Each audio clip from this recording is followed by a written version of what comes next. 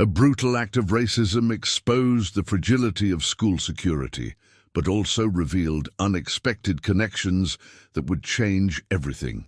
A black teenage girl never imagined that being violently slammed against a locker would trigger a storm of consequences for her attacker.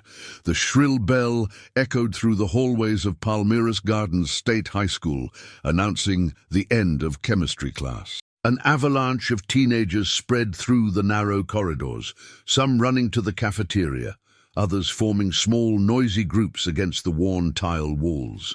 Jasmine Morgan walked in silence, clutching her books against her chest like an invisible shield. Her steps were calculated, avoiding bumping into anyone as she headed to her next class. That's when she felt the impact. The violent push launched her against the metal locker, the crash reverberating through the corridor. Her back hit the cold surface hard, and the books slipped from her hands, scattering across the ceramic floor.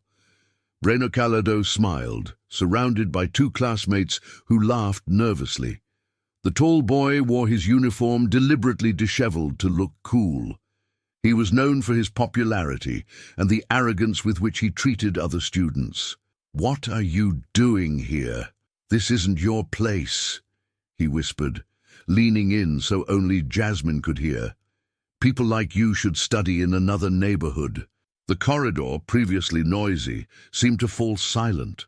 Other students continued passing by, but their gazes strategically diverted from the scene.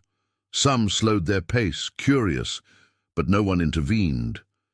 A girl with glasses, sitting on a nearby bench, lowered her head, pretending to check her phone. "Not going to answer? Or maybe you didn't even understand what I said?" Breno poked Jasmine's shoulder with his finger, while his friends exchanged uncomfortable glances. The teenager calmly crouched down, collecting her books one by one. Her face showed neither fear nor anger, just a disconcerting serenity. She rose slowly, adjusted the collar of her school uniform with dignity, and finally raised her eyes to face her aggressor. Jasmine's gaze, firm, penetrating, unwavering, made Breno hesitate for an instant. There were no tears, no pleading, just a calm that unsettled him. For a second, the arrogant smile wavered on his face. "Come on, man.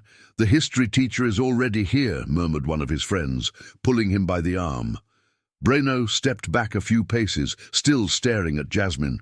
"This isn't over," he threatened, before walking away with forcedly confident steps. What he didn't realize was that calm gaze had planted a small seed of uncertainty in his mind, a seed that, without anyone knowing yet, would begin to grow in the following days, forever changing the balance of power in those corridors.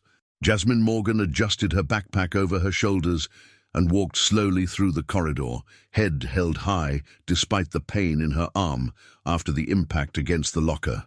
Whispers followed her like shadows. Students who had been chatting animatedly now lowered their voices when she passed, furtive glances that quickly looked away when she met them. "Did she cry?" murmured a girl to her friend. "They say her father is dangerous," another responded, barely disguising the comment with her hand. The isolation was palpable, a corridor full of teenagers, and yet Jasmine walked alone in her own desert. No classmate approached to ask if she was okay. No one offered help or comfort. The silence of her peers was almost as painful as Breno's words. Upon entering the geography classroom, the young girl sat in the third row near the window. The seat beside her, previously occupied by a classmate with whom she occasionally exchanged notes, was now empty. The message was clear. Associating with her meant risk. Mrs. Patel entered the room carrying colorful maps and her inseparable case of pens. The teacher surveyed the environment with attentive eyes, immediately noticing the charged atmosphere. Her gaze landed on Jasmine, catching the subtle redness on her arm where she had hit the locker, the rigid posture trying to disguise discomfort. "Open your books to page 73, the educator instructed while distributing the maps. As she passed by Jasmine's desk, she slowed her pace, visibly hesitating. The teacher bit her lower lip, divided.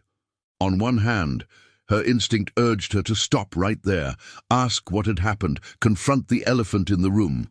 On the other, years of experience told her that a public intervention could worsen the situation, turning Jasmine into an even bigger target.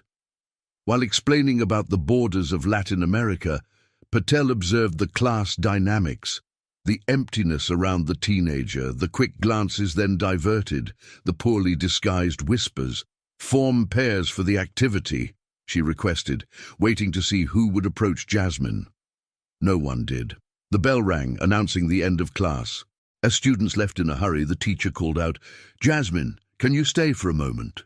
The young girl nodded, remaining seated while classmates emptied the room. The silence between them weighed like lead. "Is everything okay with you?" Patel finally asked, her soft voice betraying concern. "Yes, ma'am," Jasmine responded with that disconcerting calm that seemed greater than her 15 years. "Everything is fine." The teacher knew it wasn't, but she also knew that sometimes silence was the only available defense. The sun had already set when Jasmine Morgan finally arrived home. The third-floor apartment was silent except for the soft tapping of fingers on a keyboard coming from the improvised office in the living room. David Morgan was concentrated on his laptop screen, the bluish light reflecting on his tired face. Beside him, a mug of coffee, already half gone, cooled slowly. "Hi, Dad," Jasmine murmured, leaving her backpack on the sofa. David raised his eyes from the reports he was analyzing. His years with the federal police had honed his ability to notice details, and something in his daughter's gait, in the way her shoulders were slightly drooped, triggered an internal alert. "How was school today?" he asked, partially closing the computer. "Normal," she replied, avoiding eye contact while opening the refrigerator. "Nothing special." The agent observed carefully as the teenager got a glass of water. There were almost imperceptible marks on the sleeve of her school uniform, as if someone had grabbed her forcefully. Jasmine had always been reserved, but lately her silence seemed different, heavier, more defensive. "Are you sure? You look tired." "Just tests and assignments, Dad. The usual." David sighed internally.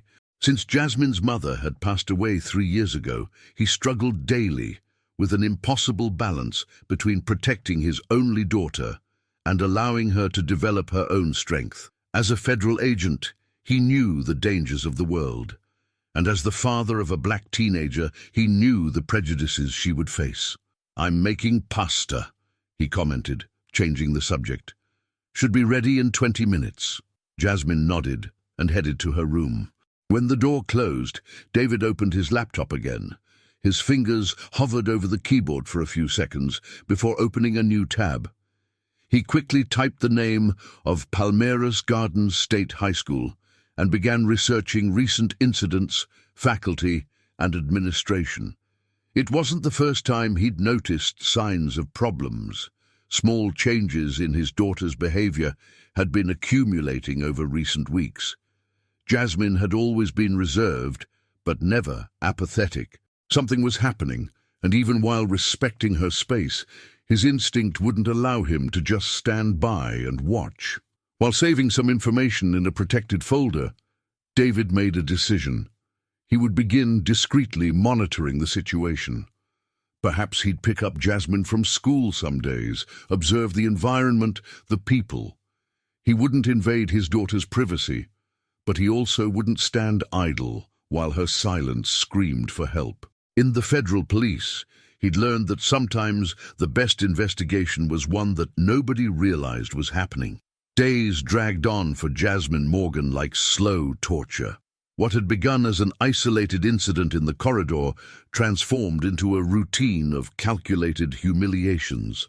During math class, she heard muffled laughter behind her every time she raised her hand to answer a question. Small balls of candy wrapper mysteriously appeared under her notebook when she returned from the water fountain. During break, the corridor opened like the Red Sea when she passed. Classmates who previously conversed normally now averted their gazes, pretending occupation with their phones. The teenager tried to maintain the upright posture her father had always taught her, but each solitary step weighed like lead. The cafeteria became the stage for the worst demonstrations. That Tuesday, while Jasmine ate alone at a corner table, a group of students from Breno Calhado's class sat strategically nearby. Between whispers and laughter, they began throwing orange peels and sandwich scraps on the floor around her. "Oops, I think I missed the trash can," said one of them, loud enough for everyone to hear.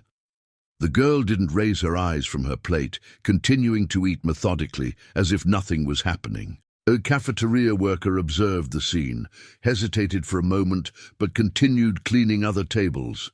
The complicit silence of adults was perhaps more painful than the teenagers' provocations. Mrs. Patel, passing through the cafeteria on her way to the teacher's lounge, noticed the group's behavior. The teacher slowed her pace, divided between intervening or not drawing more attention to the situation. She opted to casually approach Jasmine's table. "Everything okay here?" she asked in a low voice. The young girl just nodded, without fully raising her gaze. At the end of the day, while putting away her books in her locker, the same one she had been pushed against weeks before, Jasmine found a scribbled note. "Go back to your place." She carefully folded the paper and stored it in her backpack along with the others she'd been collecting. At home, David noticed his daughter was quieter than normal, but respected her space. The young girl went up to her room and organized the notes in a folder. They weren't just offensive papers, they were evidence. Each insult, each gesture of exclusion was another brick in the wall that isolated her from others, but also strengthened her silent determination. Jasmine knew her silence wasn't passivity, it was strategy. While the aggressors expected tears or explosions, she offered only calm. A calm that, without them realizing it, was beginning to unsettle them more than any reaction. The corridors of Palmyra's Gardens State High School now whispered more than normal.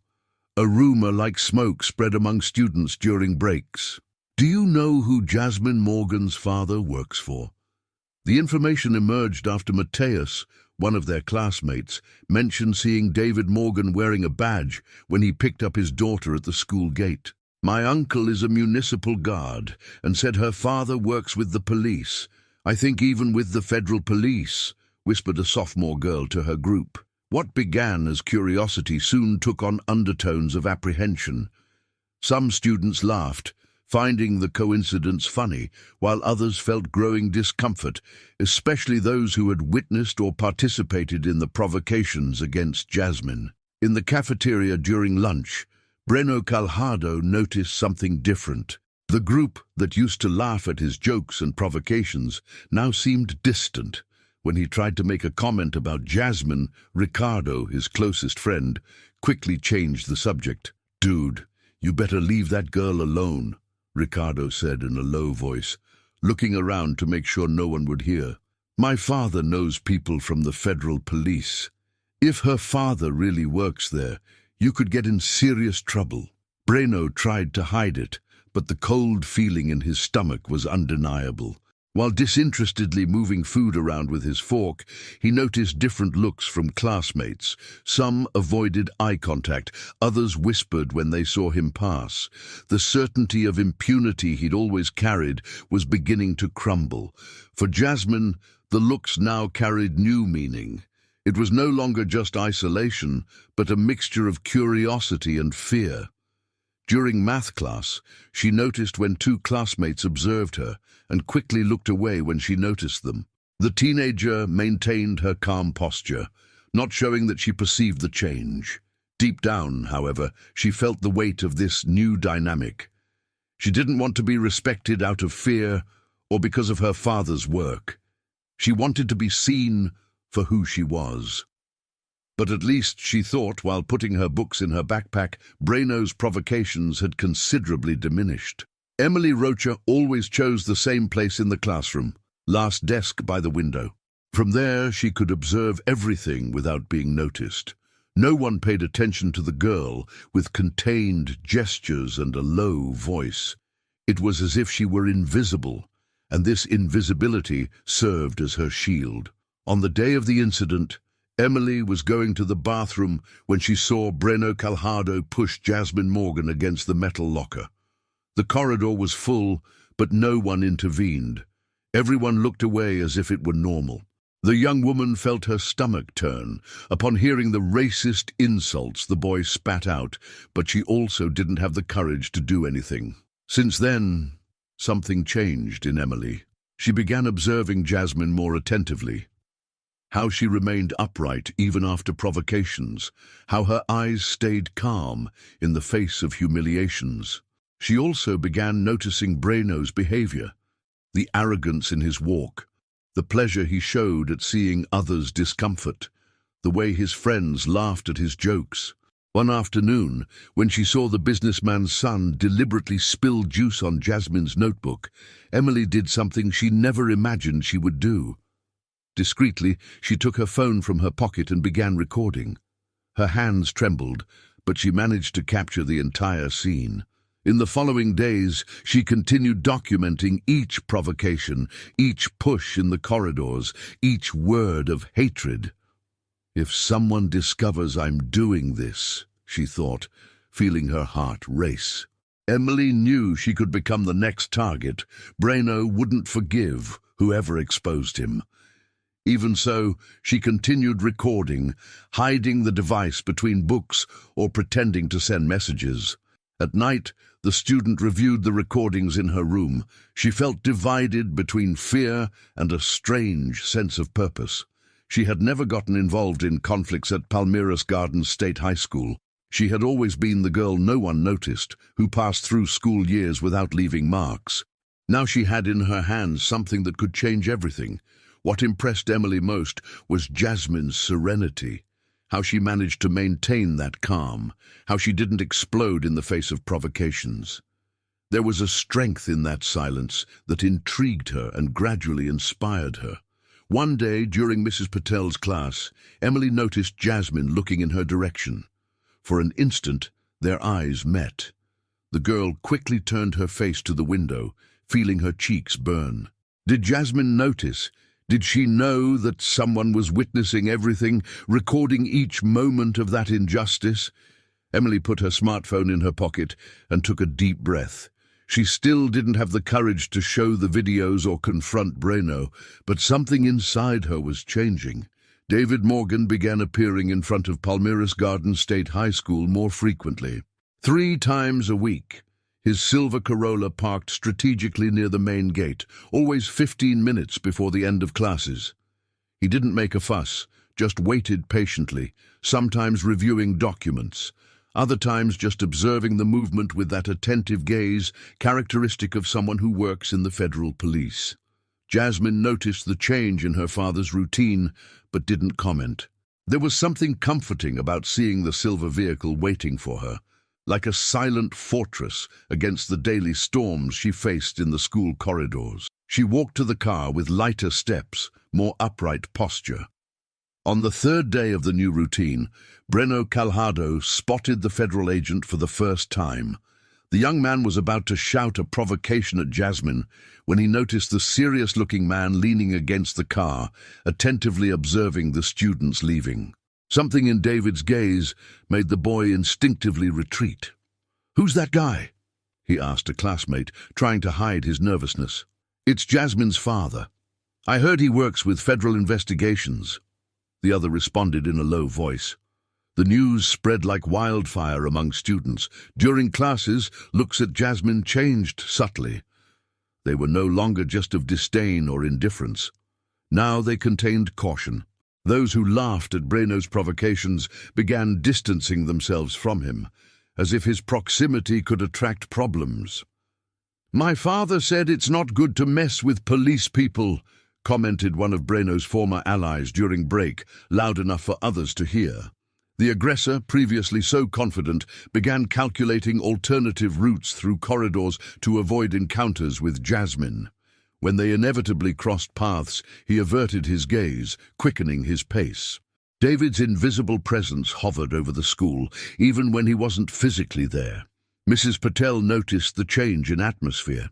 During a class, she saw when Breno, before making a malicious comment, stopped mid-sentence upon noticing that Emily Rocha was observing him attentively. The teacher smiled discreetly, perceiving that the balance of power was beginning to shift. "Her father is watching everything," became the new whisper in the corridors. Jasmine never mentioned anything about her father's work to anyone at school. She didn't need to. The fear that once surrounded her now changed sides.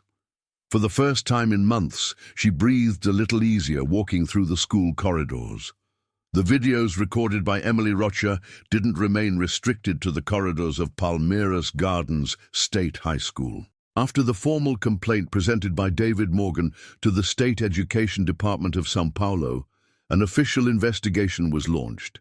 The images clearly showed Breno Calhado assaulting Jasmine, in addition to the inaction of the faculty and administration in the face of racist aggressions. Director Harold received the notification on a Wednesday morning. With trembling hands, he faced the official document stamped by the department. The man who always prioritized the institution's reputation above all else now saw his own career at risk. The corridors, previously full of whispers about Jasmine, now buzzed with rumors about the director's possible dismissal. 2 inspectors from the department arrived at school without prior notice. They requested access to all pedagogical meeting minutes, disciplinary records, and requested interviews with teachers and staff. Mrs. Patel was one of the first to be heard, accurately reporting her initial hesitation and her subsequent support for the students. There was institutional failure to protect a student from continued racist aggressions, noted one of the inspectors in his preliminary report.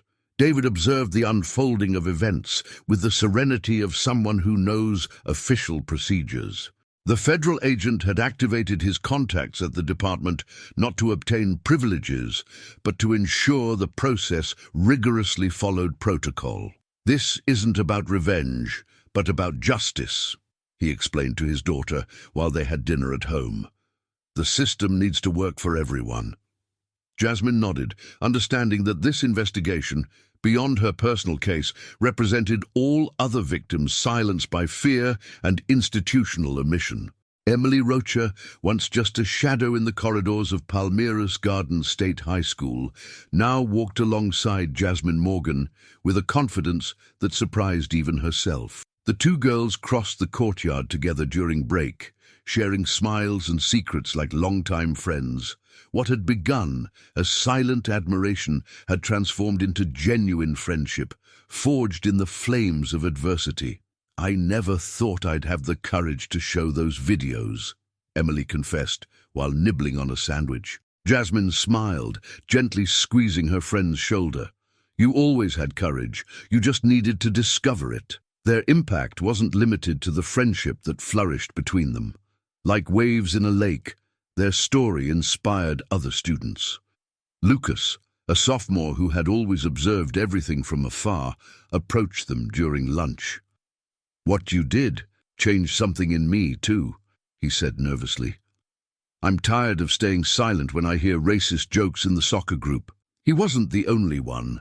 Mariana and her group of friends, previously oblivious to everything outside their social circle, began organizing conversation circles about diversity during breaks. What was once an avoided topic now became part of everyday discussions in corridors and classrooms. In the teacher's lounge, Mrs. Patel observed these changes with a mixture of pride and relief. Meanwhile, David Morgan noticed subtle changes in his daughter. Jasmine came home with stories from the day, mentioned friends by name, and smiled more frequently. One night, while preparing dinner together, she told him about the debate club and how Emily helped her prepare her arguments. "She has a different way of seeing things," Jasmine explained while cutting vegetables. "She sees details I don't notice." The federal agent smiled, feeling an invisible weight leave his shoulders. His daughter no longer needed his constant protection. She had found her own strength and, more importantly, allies who walked beside her. Palmeiras Gardens State High School was no longer the same. In corridors where malicious laughter and prejudiced whispers once echoed, now animated conversations and respectful greetings could be heard. The transformation didn't happen overnight, but was the result of joint work involving the entire school community. Conversation circles about diversity and inclusion became part of the weekly routine, organized by Mrs. Patel with support from the pedagogical coordination. Students, previously fearful of taking a stand, now began to understand more appropriately. They raised questions and shared experiences with a freedom that seemed unthinkable months ago. Jasmine walked through the courtyard with a different posture. It wasn't arrogance, but the confidence of someone who finally found their place. Beside her, Emily talked animatedly about the next debate club meeting, while other classmates naturally joined the group. The friendship between the two young women inspired other students to break through their own barriers. In the cafeteria, tables no longer separated groups by popularity or skin color. Integration happened naturally, without the need for teacher intervention. The school administration, pressured by the Education Department investigation, implemented an awareness program that went far beyond the empty lectures of before. Meanwhile, Breno Calhado lived the other side of the coin. The young man who once reigned in the corridors now ate lunch alone, walked with his head down, and rarely raised his hand in class. Former friends, fearing association with his behavior, kept a safe distance. Social isolation was his harshest, most effective punishment than any formal warning. One day, the teacher noticed the boy observing Jasmine's group from afar. There was no more arrogance in his gaze, just a confused mixture of regret and shame. The educator knew the path to redemption would be long and painful for the teenager, but she also knew this lesson, learned the hardest way, would accompany him for the rest of his life. When the second semester began at Palmeiras Gardens State High School, Jasmine Morgan was no longer known just as the federal police officer's daughter. The corridors that once echoed with malicious whispers now resonated with genuine greetings. The young woman walked with the same serene posture as always, but her impact on the school was undeniably different. During a student council meeting, 3 freshmen sought her out to ask for advice on how to deal with situations of prejudice. Jasmine received them with a calm smile, sharing her experience without rancor or bitterness. Sometimes, our greatest strength lies in not reacting as they expect, she explained, remembering the days when Breno pushed her against lockers. Breno Calhado himself now ate lunch alone in the corner of the cafeteria. The businessman's son, who once reigned over groups of admirers, had become an example of what happens when prejudice is exposed to light. Some teachers tried to include him in activities, believing in the possibility of redemption, but most students still kept their distance. David Morgan observed the changes in his daughter with silent pride. The federal agent, who previously feared he'd need to intervene directly, saw Jasmine find her own voice. At home during dinner, she told her father about her decision to run for student council president the following year. "You've always been a leader, even when you chose not to speak," he responded, gently squeezing his daughter's hand. In the teacher's lounge, Mrs. Patel commented to a colleague about the school's transformation. "Her silence made more noise than any scream," the educator observed, leafing through proposals for new awareness projects. She had learned as much as her students about the power of peaceful resistance. Emily Rocha, now Jasmine's inseparable friend, had discovered her own courage. The previously invisible girl now coordinated the student newspaper, documenting not just problems, but also the small daily victories of the school community. "You taught me that observing isn't enough," she told her friend during an afternoon study session. "We need to act even when we're afraid." Director Harold, after the Education Department investigation, implemented significant changes in the institution's disciplinary policies. On his desk, he kept a photo of the new conflict mediation team, where Jasmine appeared in the center. Jasmine's initial silence, which many confused with weakness, actually revealed itself as her greatest strength. a silent resistance that, like water over stone, slowly transformed an entire community. She had taught everyone a powerful lesson. Sometimes you need to be silent to be truly heard.